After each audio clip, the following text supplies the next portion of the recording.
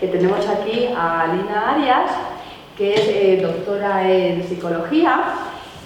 Bueno, es acreditada para impartir todas las formaciones relacionadas con mindfulness, meditación en los ámbitos más serios, y ella ahí está.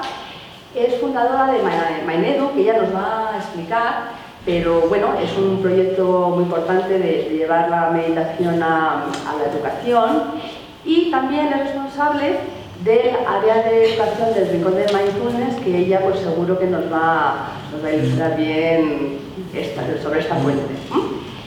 Y desde luego, y soy me honra como compañera de la Complutense, pues dentro de la Universidad Complutense responsable de un montón de iniciativas al respecto. Después voy a intervenir yo brevemente haciendo un marco desde el punto de vista laboral, y luego tenemos de nuevo una sesión de la apuesta de la Complutense por la meditación de mindfulness. Hay mucho por hacer, pero bueno, se van abriendo puertas. Entonces, se vuelve Lina con un montón de personas también que están llevando unas iniciativas maravillosas, así que a Lina la vamos a disfrutar en dos momentos. Y nada, sin más, Lina. Buenos días a todos y todas. Muchas gracias, Beatriz, por haberme invitado. Como os ha dicho, voy a hablar yo, pero soy la cara visible de un montón de gente con la que estoy colaborando. Es decir, que no estoy trabajando en solitario, sino que, como os ha dicho, pues soy cofundadora de MindEdu, que dos compañeras mías están aquí delante, María y Ana. Colaboro con el Rincón del Mindfulness en el área de educación, colaboro con la Universidad Complutense, por lo cual hay mucha gente con la que yo estoy trabajando que forma parte de lo que os voy a explicar. Lo primero que quería contaros era hacer una confesión. Y la confesión es que, aunque os parezca muy raro, yo practico el poliamor. Sí, practico el poliamor en el sentido de que, bueno, me enamoré del mindfulness y de la compasión. Y como fruto de este poliamor, me separé del amor de toda la vida, que era la orientación educativa. Yo he trabajado durante más de 30 años en las escuelas de la Comunidad de Madrid como orientadora educativa, haciendo diagnósticos de los alumnos con dificultades, asesorando a padres, a profesores. Y de alguna manera veis que nuestro papel de orientación educativa era dar muchos consejos, muchas palabras. Nos esperaban y decían, a ver, dime qué tengo que hacer. Entonces, he elaborado muchos informes escritos en donde dábamos un montón de orientaciones. He tenido muchas reuniones de coordinación pedagógica, de claustros, diciendo lo que hay que hacer. Y un buen día, pues me di cuenta de que hablando y diciendo todas estas cosas se generaba muy poca transformación. Es decir, parecía que estábamos siempre como en el mismo sitio. No había una transformación real de actitudes, de respuestas, y fue cuando se cruzó en mi camino, creo que como en el año 2013, yo estaba en Boston, pude ir a una formación con John Kabat-Zinn en la Universidad de Massachusetts, y ahí empecé a ver que quizá había que dar, o había algo que se podía dar en las escuelas, en educación, a los padres, que no se estaba dando, que venía a complementar lo que estábamos trabajando. Y por eso, pues, me enamoré y me marché. Y de hecho, ahora estoy dedicada únicamente, exclusivamente, a trabajar en todo este campo del mindfulness, la compasión, la regulación emocional. Mirad, lo que yo detectaba en la educación, en las escuelas, era que había una necesidad de desactivar automatismos. Encontraba que había las mismas respuestas, que había muchísimas inercias, que había prejuicios, es decir, que de alguna manera a veces no se miraba la realidad tal cual era, sino tal y como nos la estábamos representando. Entonces, no se avanzaba porque de alguna manera estábamos siempre en piloto automático. Entonces, esa era una necesidad que detectaba. Otra necesidad que detectaba en las escuelas era la incapacidad de parar y estar con lo que estaba sucediendo. Yo recuerdo, fijaros, había una escuela del barrio de Chamberí, que cuando yo iba un día en semana tenía siempre que tocar el timbre para que me abrieran la puerta, y me abría siempre la directora del centro y me decía: Lina, sube, pasa por el despacho. Pasa por el despacho es que algo había sucedido en la semana. A lo mejor había venido un padre con una dificultad, un niño que había empujado a otro, cualquier cosa, y ya había como una sensación, pasa por el despacho, es esto se tiene que acabar, esto se tiene que solucionar. Una necesidad de dar respuestas inmediatas, de quitarse algo molesto, pero en una situación con muchísimo estrés. Es decir, yo a veces sentía o bien que era una bombera que tenía que apagar fuegos, o bien sentía que estaba en la jungla y que me venía como una amenaza continua, ¿no? Entonces, eso eran las cosas que yo detectaba en las escuelas. Otro aspecto era esa necesidad siempre de razonar, de inventarse narrativas, de dar explicaciones, sin pararnos a sentir qué me estaba causando este niño, por qué estaba reaccionando de esta manera, por qué cuando esta madre me decía esto, yo reaccionaba de esa forma. O sea, es decir, notaba que había muy poca capacidad de sentir realmente las emociones, de sentir lo que estaba sucediendo, sino que había pues eso, automatismo, respuestas inmediatas, había muy poca capacidad de autorregular las emociones. A veces el clima que se podía vivir en algunas comisiones de coordinación pedagógica, sobre todo cuando había alumnos con dificultades muy importantes, pues había muchísima miedo, y como no se controlaba ese miedo, pues entonces había agresión. A veces este niño no puede estar aquí, hay que llevarlo a otro sitio, tú eres la orientadora, no nos orientas, en fin, la administración no nos manda los recursos, muchísima tensión. Y había muchas veces mucha dificultad de escuchar, es decir, no se escuchaba, no había diálogo, no había escucha. Y una cosa que también me parece importante es a veces incluso pues una voz crítica, metálica. O sea, estábamos intentando resolver problemas y sin embargo teníamos, como dijéramos, esta voz crítica con los que nos estaban ayudando. Entonces, fijaros, si veis estas necesidades que yo detectaba en la escuela, si las miráis, los que conozcáis un poco los programas de mindfulness y compasión, los programas estandarizados, MBSR, MBCT, MSC, forma parte del currículum de esos programas, es decir, desactivar automatismos, aprender a parar, lograr el estrés, forma parte. Y por eso una de las cosas que hice fue ponerme en contacto con las responsables de formación de la Comunidad de Madrid para sensibilizar la necesidad de que el profesorado que estaba teniendo estas necesidades recibiera formación en esos aspectos.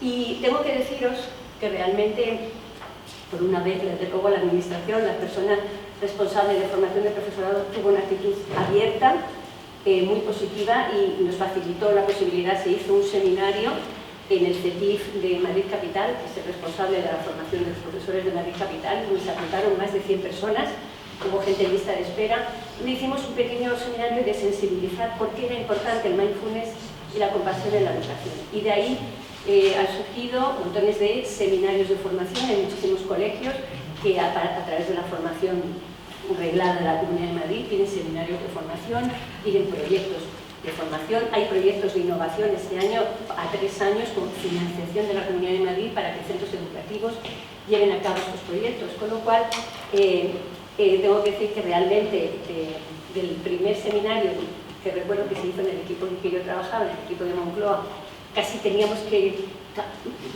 camuflar el nombre porque esto de mindfulness no se entendía y no iban a darnos un curso de mindfulness, pero realmente se ha modificado muchísimo la sensibilidad de que los cursos prioritarios, de hecho otro cambio que se hizo muy importante era que los cursos que daban los sindicatos no les daban créditos a los profesores si no eran de lengua o del inglés o de tecnologías, y los de relaciones emocionales, mindfulness, no contaban. Y a raíz de todas estas conversaciones, ya si alguien hace un curso con comisiones obreras, con UGT o con cualquier otro sindicato que dan formación, un curso de mindfulness sirve el profesorado para sus créditos de formación. Quiero decir que hay una sensibilidad de que algo podía ser importante para esto, ¿no? Y la otra cosa muy importante era la gratitud. Así que hay veces que incluso nos olvidamos de darnos gracias unos a otros en los libros. Bueno, entonces, ¿por qué es importante? Decimos, vale, entonces era una intuición, yo me fui por amor, yo me enamoré, pensé que ahí iba a haber un cambio, pero cuando analizas, esta es una publicación del 2018 donde se ha hecho un metaanálisis es que analizan, en este caso, 29 intervenciones basadas en mindfulness con profesorado, intentan determinar si esas intervenciones tienen una eficacia en alguna de las variables. Fijaros, está en rojo, en la variable en la que encontraron una mayor eficacia en esas intervenciones era en el bienestar emocional del profesorado. Fijaros que también tiene importancia en la competencia como profesor, tiene importancia en la influencia en el clima de la clase, tiene importancia en el rendimiento de los alumnos, pero fundamentalmente en el bienestar emocional.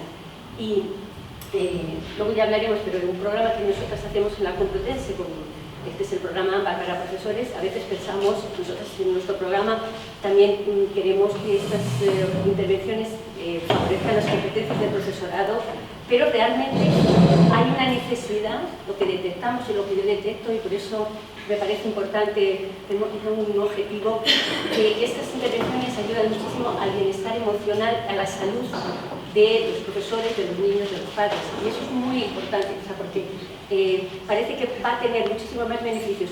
A veces parece que en la administración, decíamos hoy, mejora la competencia académica. Si parece que mejora la competencia académica, nos van a dar el programa, y si mejora el bienestar emocional, pero el bienestar emocional es absolutamente una necesidad en toda la sociedad, una necesidad en las escuelas, y esos programas, lo que está claro es que el bienestar emocional, aparte de otros beneficios, sí se retiene en este estudio. Mirad, el programa, entonces decimos, bueno, tenemos que enseñar mindfulness y compasión en la escuela a los profesores. Como os decía, hay cursos de mindfulness, está el programa MBSR, que se da en la Universidad Complutense, se da en muchos otros sitios, está el programa MBCT, que también se enseña, y muchas veces hay profesores que se acercan a esos programas para luego quieren aplicarlo en la escuela. Algunos profesores, tengo que decir, que a veces quieren tener actividades como recetas para trabajar con los niños, sin ellos de alguna manera hacer un trabajo personal. Nosotras, cuando hacemos formación, tenemos claro que no damos en todas las formaciones que se hacen en Inglaterra, en todas las escuelas en Inglaterra hay un gran desarrollo de estos programas en todas las escuelas públicas. El profesorado tiene que hacer previamente una formación en la que tiene que hacer un cambio personal, un cambio en sus actitudes, es decir, tiene que aprender en sí mismo estas estrategias, incluso pasar un cierto tiempo, unos ciertos meses, antes de tener actividades o un programa ya específico con los alumnos. Entonces, nosotras lo que os presento en el proyecto AMBAR, que llamamos proyecto AMBAR, lo llamamos proyecto AMBAR porque queríamos desarrollar en el profesorado las actitudes, las letras AMBAR responden a las actitudes de atención, de motivación, de balance emocional, de amabilidad y de resiliencia. Nos parecía que reunía esas actitudes transformadoras en la escuela, y eso, no solamente para el profesorado, este proyecto también lo llamamos a padres y luego tenemos alumnos. Estamos hablando de los adultos que tienen que trabajar con los niños, decimos los profesores, pero es la pata de los padres también la trabajamos.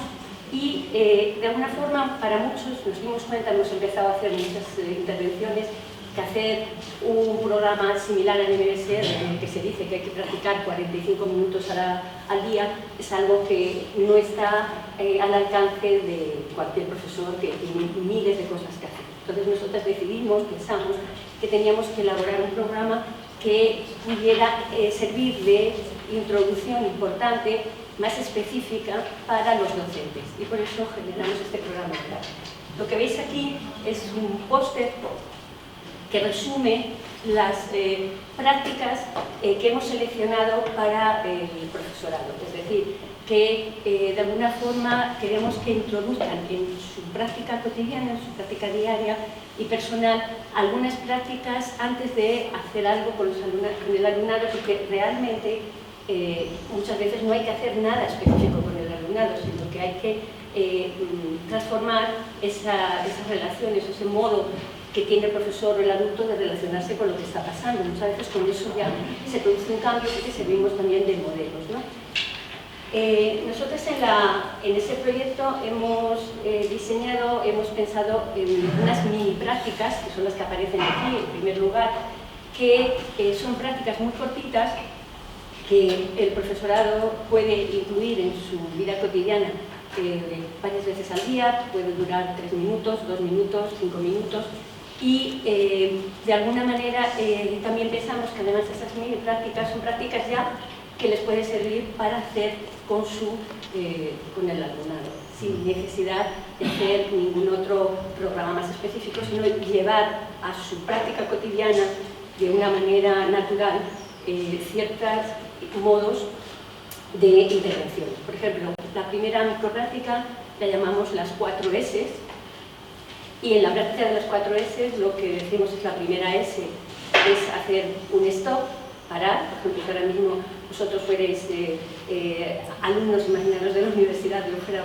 profesora que usa este programa, he aprendido a decir, bueno, mira chicos, vamos a empezar ahora este curso, si queréis vamos a hacer un stop, paramos, vamos a sentir los pies, os invito a sentir vuestros pies en el suelo, el apoyo, el contacto de los pies en el suelo, del contacto de los pies con los zapatos, simplemente sentir.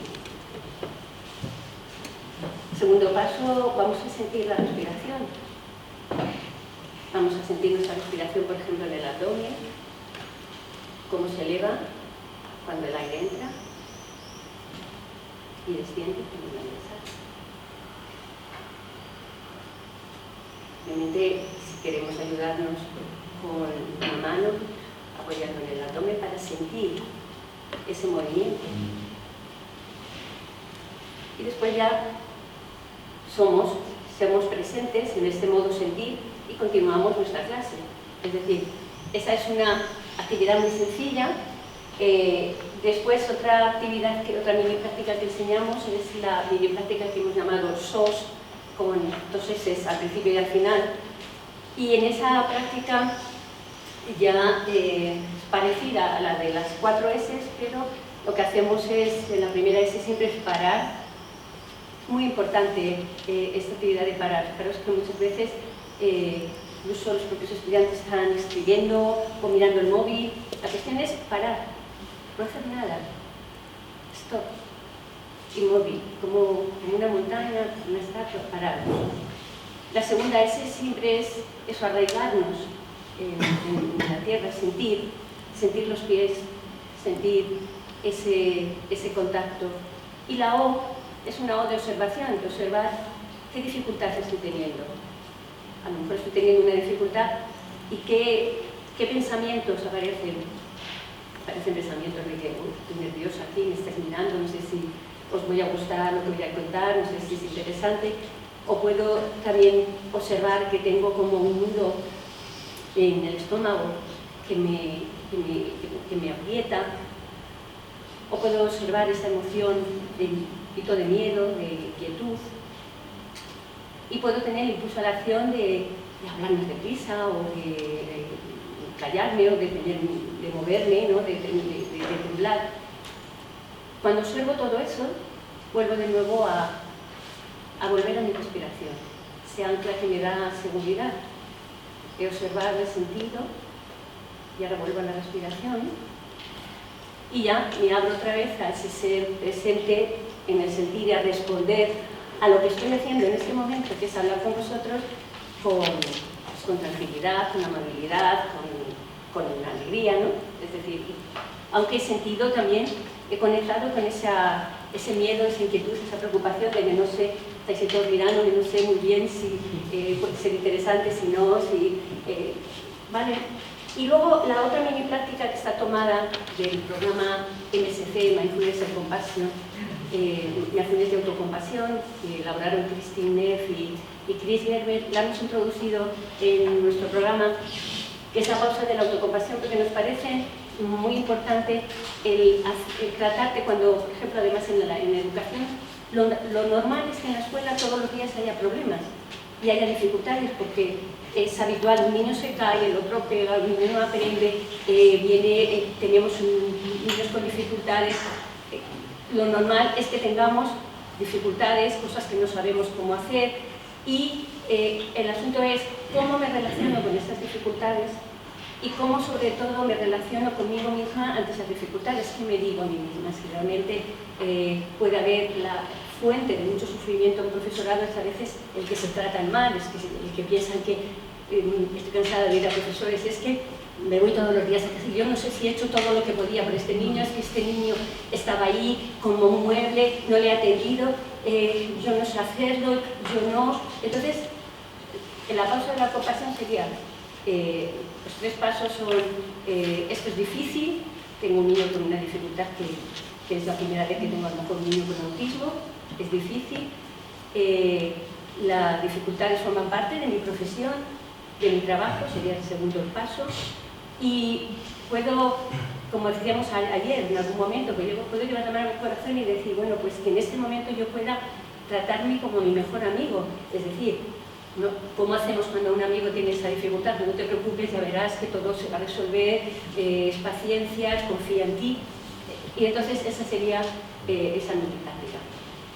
Y luego sí que enseñamos algunas prácticas más largas, más formales, que también las hacemos en distintos formatos, a veces en 15 minutos y en 30, porque hay diferencia entre el profesorado, hay profesores que han practicado, tienen una experiencia en práctica mayor que otros, que son la exploración corporal y la atención a la respiración.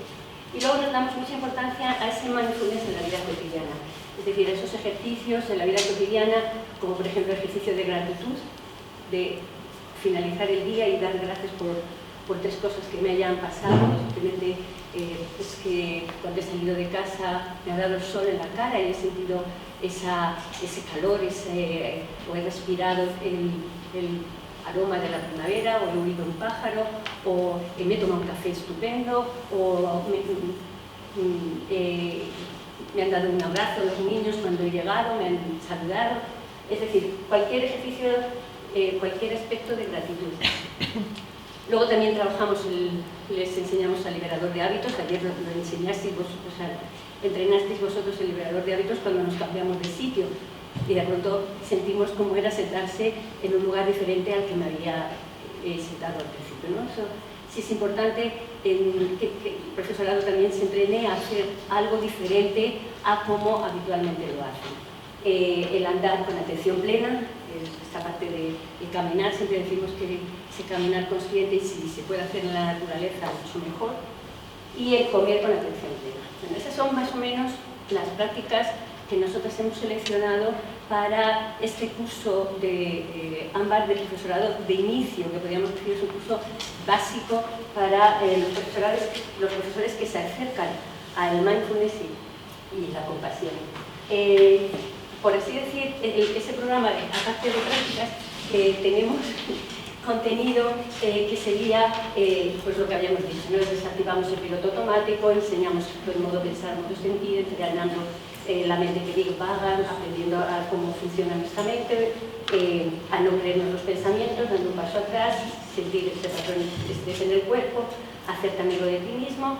La escucha activa, nosotras le damos mucha importancia a este efecto aspirina en el sentido de que todo está relacionado, que no solamente son los pensamientos los que influyen en las acciones o en las emociones, sino que a veces si yo modifico una sensación corporal y trabajo el cuerpo, ese cuerpo puede cambiar el pensamiento. Por lo tanto, esta es lo que llamamos el efecto aspirina, y siempre el objetivo es no tener una mente y un cuerpo disociados, sino de alguna manera trabajar integrando cuerpo y mente. Creemos que es muy importante, y cada vez además en las terapias, en la psicoterapia se está trabajando la parte corporal, para el trauma, la integración sensorial. Entonces, bueno, todo esto enseñamos a través de las 9 actitudes de Jon Kabat-Zinn, de no juzgar, de tener paciencia, mente de principiante. Todo esto trabajamos con los profesorados en llevarlo a situaciones de su vida profesional cómo sería tener aceptación en su vida profesional, soltar, gratitud, generosidad, cómo cambiaría esto en la escuela. Y ese es el programa AMBAR con el que trabajo con María y Ana en MyName. Pero también trabajo, porque antes de trabajar también con Ana, llevo trabajando tiempo con un programa que se llama Pensando en las Emociones, que de hecho ya hay 2 libros publicados. Una de la directora del proyecto se llama Marta Jiménez de Asís, profesora de la Complutense, y de hecho tenemos un proyecto aprobado por el Ministerio de Ciencia, 4 años, para investigar y validar este programa, que además del pilar de la atención plena y la compasión, de alguna manera introduce en su programa, en la formación que damos al profesorado de este programa, introducimos todo el conocimiento que se sabe del desarrollo socioemocional evolutivo y también la metodología de filosofía para niños de Lindman, del diálogo interpersonal, es decir, que en un momento determinado ya tenemos a la mente en calma aquí y también tenemos que hacer ese diálogo interpersonal, filosófico y creativo. Entonces, bueno, la intervención del alumnado, ¿cómo llego? ¿Sí? La intervención del alumnado, es decir, ahora he hablado de qué se puede hacer con el profesorado, lo que he dicho para profesores vale para padres y madres. Con el alumnado, ¿qué pasa con el alumnado? El profesor ya le tenemos formado en esto. ¿Y qué se puede hacer con el alumnado? Mirad, una cosa muy importante, yo como orientadora os dije las necesidades que detectaba en el profesorado, pero como las necesidades que yo recogía del profesorado y lo veis ahora, este niño no atiende, no hay un problema de atención, tenemos un sobrediagnóstico de niños con trastorno de déficit de atención, hay un problema de déficit de atención, se les está medicando. En la universidad también los profesores, cuando hemos hecho cursos, nos dicen que los alumnos ahora están mucho menos atentos, no paran, claro, tenemos las pantallas, que también estamos desde nuestro grupo trabajando en un taller de esto, porque de alguna manera hay una necesidad hay muchas cosas que nos distraen, que nos quitan, que roban nuestra atención. Y de alguna manera, así como cuando queremos que un alumno aprenda a leer y escribir, pues tenemos un programa, sabemos cómo enseñarle a leer, enseñarle las letras, enseñarle los números, matemáticas. Cuando los niños no tienen problema de atención, le decimos, atiende, venga, presta atención. Pero ¿por qué no prestas atención? Pero no le decimos cómo. ¿Cómo se hace para prestar atención? Entonces, fijaros, siempre decimos esta frase de William James, que fue padre de la psicología.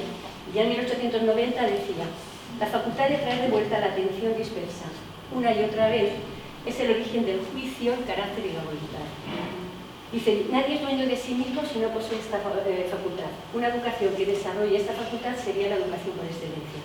Pero es más fácil definir este ideal que dar indicaciones de cómo alcanzarlo. Claro, él dice, traer de vuelta la atención al foco elegido una y otra vez.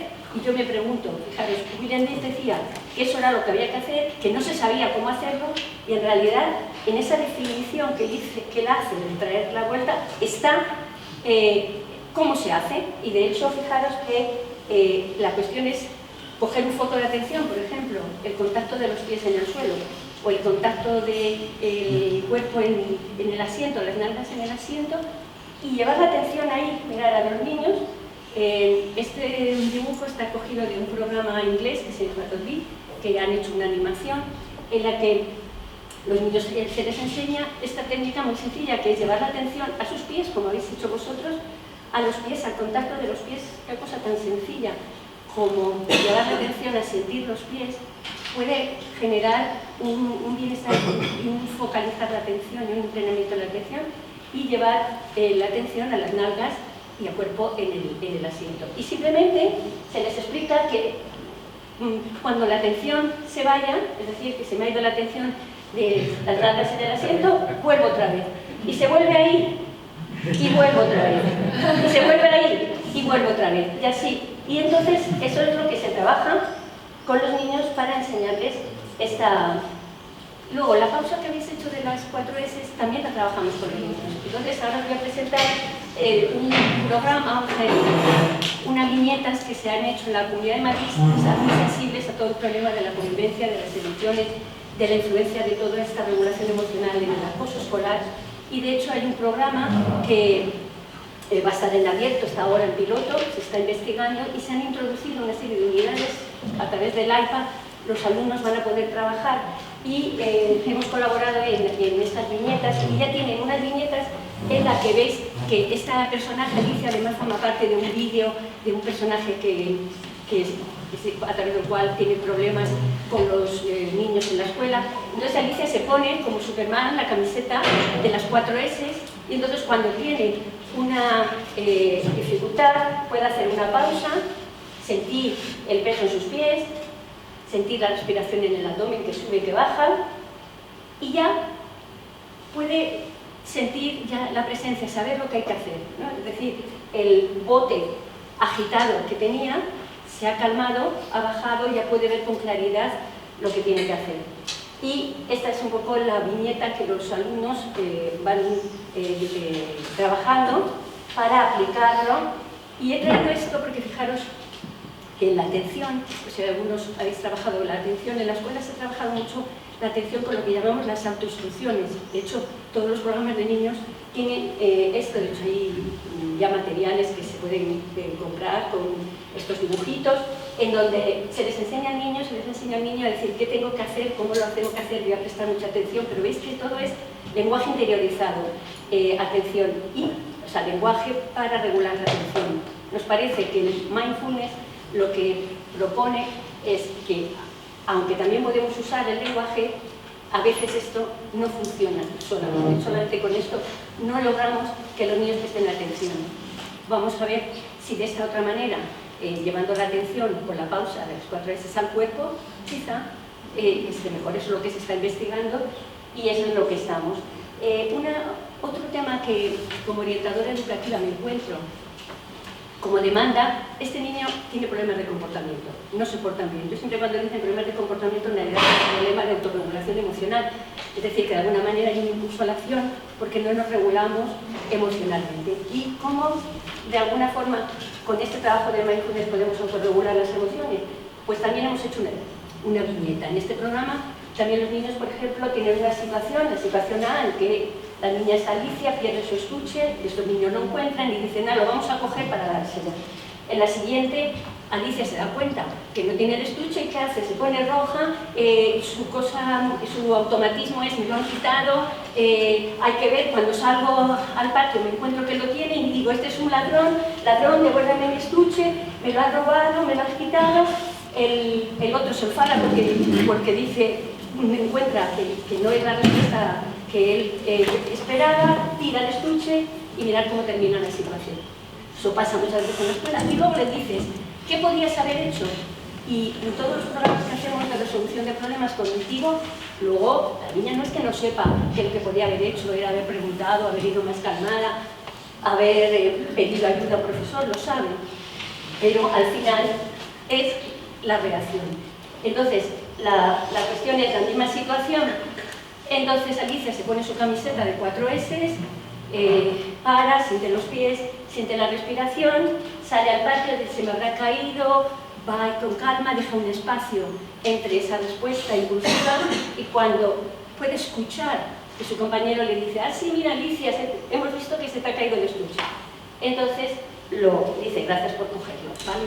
Entonces se trabaja muchísimo todo el aspecto de autorregulación emocional que creemos que es muy importante. Y luego el hacerse también amigos de sí mismo, tener amigos. Y es un aspecto también de demanda, este niño no se relaciona bien, no sabe cómo hacer amigos. Y entonces, bueno, pues hay ejercicios de poner un póster de un jardín y colgando flores con cómo me he cuidado, cómo he cuidado a los amigos. Es decir, que resumiendo, tenemos atención, autorregulación y amistad, serían componentes de todos los programas, tanto del programa AMBA, del programa Pensando las Emociones, este es un póster del programa AMBA para primaria, y en Pensando las Emociones también tenemos estos componentes, con la introducción de lo que os digo del diálogo interpersonal y un desarrollo muy completo de todas las emociones evolutivas.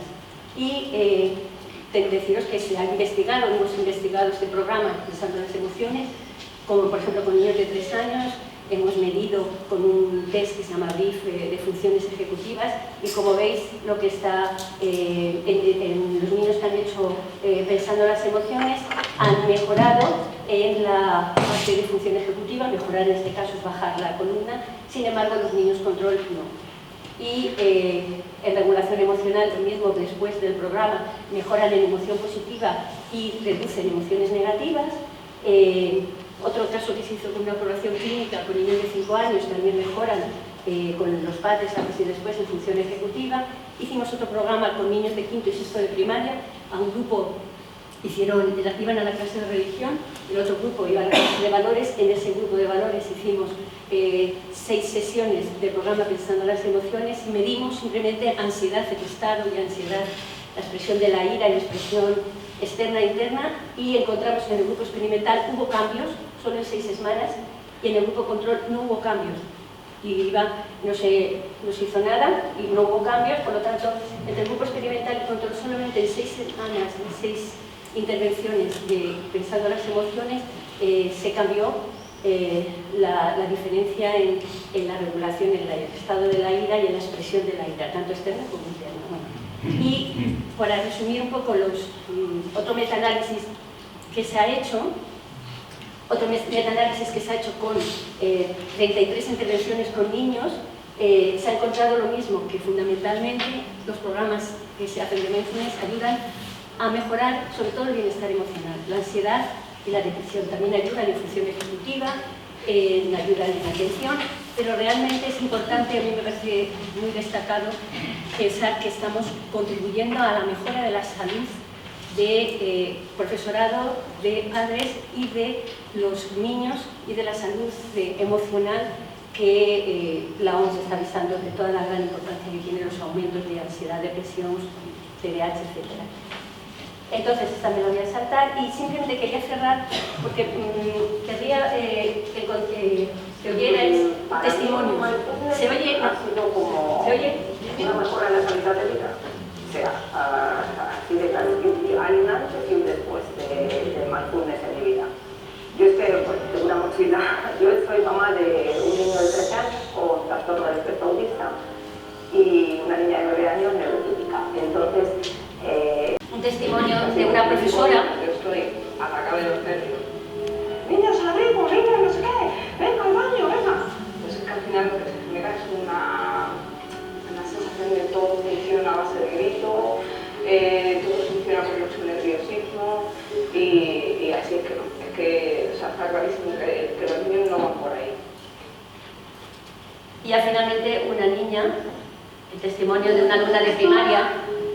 Te vas relajando porque como vas notando como un gustillo que te va subiendo por el cuerpo, te va notando en varias partes de tu cuerpo y te relaja mucho.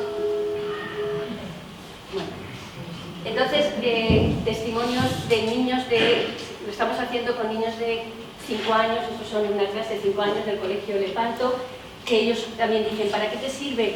Porque su profesora ha introducido la meditación diaria después de la hora de comedor, entran y se sientan y hacen ya su rato de meditación. Dice, para tranquilizarme, para estar relajado, para estar en silencio, para estar atenta, para ser feliz, para cuando me enfado. Y profesores que hicimos un curso en CETI de Leganés, ¿para qué te ha servido este curso? Para gestionar las emociones, para soltar automatismo, para hacer una pausa, para escuchar, para estar en el presente. Me quedo con la amabilidad que uno mismo y con los demás. De tal manera que podemos decir que estos programas, MBI cualquiera, pensando las emociones, el programa AMBAR, hay muchos programas que se están interviniendo con profesores y con alumnos. Esos programas mejoran el bienestar psicológico de los adultos que educan y enseñan y mejoran el bienestar psicológico de los niños y las niñas y los adolescentes. Y la base, voy a citar una frase de Richard Davidson, que es uno de los neurocientíficos de la Universidad de Wisconsin, que están trabajando de los efectos en el cerebro de estas prácticas. Dice, la base de un cerebro sano es la bondad.